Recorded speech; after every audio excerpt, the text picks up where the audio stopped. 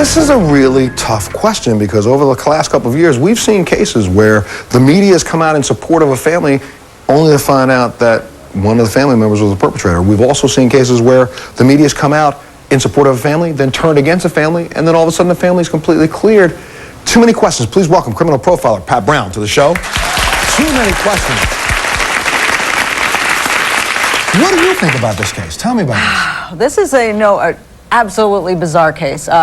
Right up front, we thought that indeed, these were doctors vacationing, child goes missing. Yes, it seems like a stranger came in and took the child. Well, wait a minute. Let's start right there front. for a second, because I got to talk about this. There's supposedly a cultural difference on this. I spent a lot of time in London. It's a lot of time in Europe. I'm sorry. I don't understand what this claim of cultural difference is. I don't know one European person who leaves their baby anywhere by themselves. So when I saw the story and looked at the news, and I'm looking from the restaurant, I can't even see the front door. Yeah, right.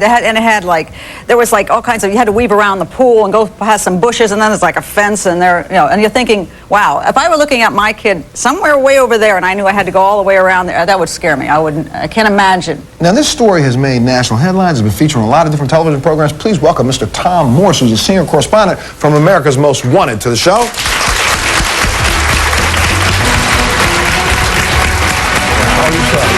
Good. You guys talked a little bit about this case, did you not? We did. We've talked about it a lot, and we've looked into it a lot. And we really don't know what happened here either. It just looks like this child vanished, and it doesn't appear now. Although, like you said earlier, the initial reaction was the parents had to have done it. But now it doesn't look that way. It just looks like this child has disappeared.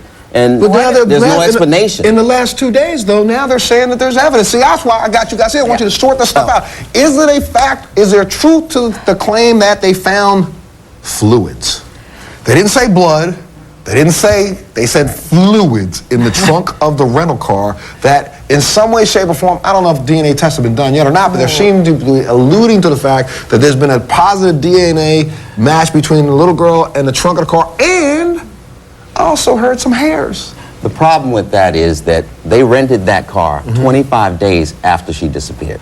And at least 30 people have been in that car, ridden in that car, put stuff in the trunk of that car. The DNA could closely match the other kids that they have. I'm going to disagree with that. My problem with that is I don't care how many people you put in the car. If Madeline's DNA is in the car, it's in the car. Now, the other children, yes, they might have some close DNA. The question is, have they DNA'd the kids and matched it and see how much of the in the trunk of the car? I like the word fluid. Right. It could have been transferred from some item that they put in the trunk. Except they claim, this is kind of weird, that they put dirty diapers in the back of the car. They did. And that's kind of a... Who does that? Yeah, I'm having trouble with that now. So the question is, how good is the DNA evidence? Now, we have the Brits doing the work right now. They're claiming it's going very well. And do not just point fingers at the Portuguese and say they're not doing the job. That's going very well. But we don't know exactly how good the evidence is yet. All right, I got to add some other things to it. What about the fact that they found Mommy Dearest's diary?